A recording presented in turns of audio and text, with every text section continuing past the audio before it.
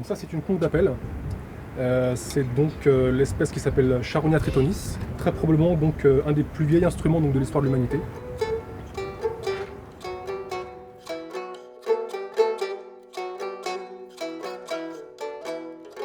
Je suis facteur d'instruments de musique anciens accordés avant. Je travaille dans une démarche archéomusicale, c'est-à-dire que je vais proposer la restitution d'instruments de musique d'après toutes les données en fait, de l'archéologie. Je vais réunir toutes les sources disponibles, évaluer ces sources, donc des sources telles que l'iconographie, donc les images, la statuaire, les fragments d'instruments quand on a la chance d'en retrouver, et enfin toucher la matière donc, voilà, pour proposer le plus fidèlement possible l'instrument de musique d'après ces informations. Les instruments de l'Antiquité du Moyen-Âge sont dits monoxyles, ils sont fabriqués dans une seule et même pièce de bois, et tout le gros du travail consiste à les évider. Moi je suis né dans les copeaux, dans l'atelier de mon père et mon grand-père. Je les ai vus travailler depuis tout gamin, travailler le bois. J'ai des images en fait de tout cet outillage, de toutes ces matières qu'ils utilisaient, toutes ces odeurs. Parallèlement à ça, j'ai été initié par mon grand-père à l'histoire et l'archéologie. Et très vite je suis rentré dans mon lieu de travail. Je m'ennuyais très fortement, donc il a fallu que je revienne à des choses essentielles, enfin qui moi en tout cas me paraissaient essentielles, et revenir à mes premiers amours qui étaient le travail du bois, et de la lutherie et de l'archéologie.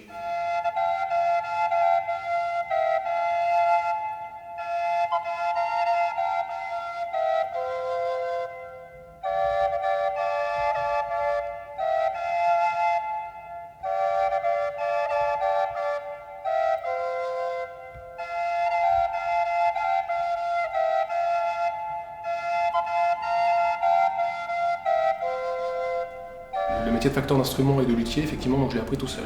En fait, je pense que la transmission est essentielle, mais je voulais vraiment apprendre tout seul parce que j'aurais perdu cette magie de la découverte. Chaque jour, quand je travaille la matière et que je fais naître des sons, je suis un petit peu comme le premier homme en fait, de l'histoire de l'humanité voilà, qui a travaillé l'os et puis qui a soufflé donc, dans cette flûte et puis qui a sorti des sons. Donc voilà, c'est vraiment cette magie en fait, que je vis tous les jours, quoi, quelque part.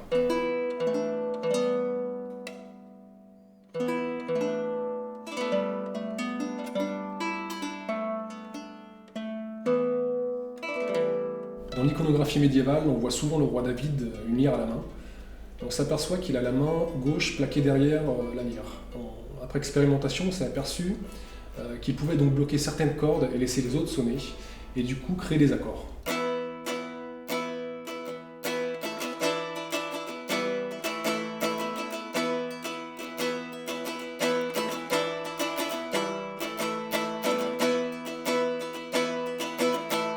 Je pense qu'il y a une âme en fait, qui réside dans chaque instrument. Et ma plus grande satisfaction, c'est vraiment de voir mes instruments jouer et puis enchanter les cœurs. Voilà.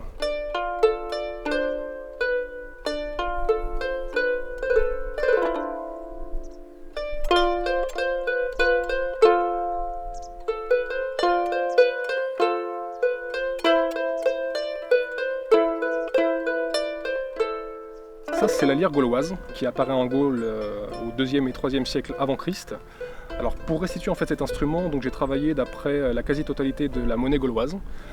Et aussi j'ai travaillé d'après une des statuettes qui a été retrouvée sur le site fortifié de Saint-Symphorien-de-Paul, donc dans les Côtes-d'Armor. Cette statuette en fait, elle représente un personnage très important qui tient dans ses mains une lyre. C'est l'instrument par excellence que j'aime par-dessus tout fabriquer.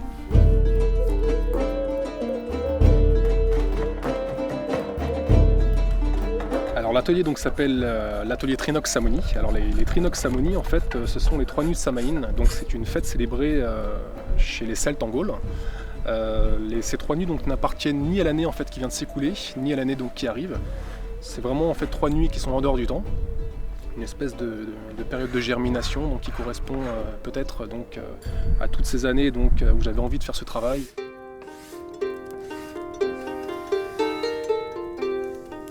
Je fais partie de la troupe Letavia, c'est une troupe de reconstitution historique. Nous reconstituons des Brito-Romains du 6e siècle après Christ. J'y incarne notamment un barde de l'Antiquité tardive. Je m'accompagne avec ma lyre et ça me permet d'être mon premier client et d'expérimenter mes instruments, toujours dans cette démarche archéomusicale.